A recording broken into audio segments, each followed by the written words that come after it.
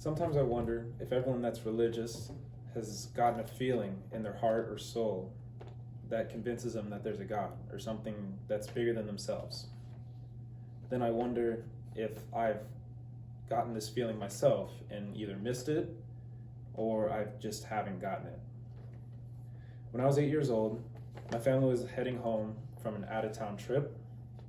At the time, we were listening to some children's church music, and a slow song came on, and I just started crying because the song was about how Jesus died for us. And I remember asking my parents, why did Jesus die for us? And they gave me a general answer like, because of our sins. A couple of years later, when I was around 10 or 11, my family stopped going to church. Not because we were losing our religion or going away from our faith, but because soccer tournaments just took up so much time. Every weekend, we had no time to ourselves.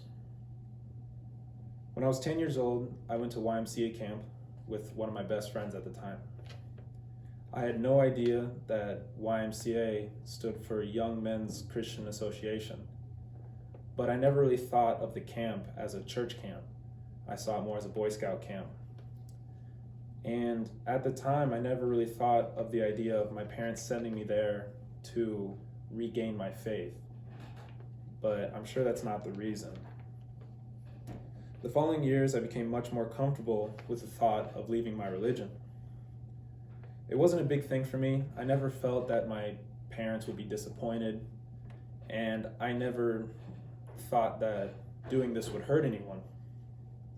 I felt that it was a weight that was being taken off my shoulders. I wasn't trying to push religion on myself. By sophomore year of high school, I was openly an atheist. The process was not hard at all, but it was kind of neat because my best friend at the time was kind of going through the same thing, and we were at the same point with our faith.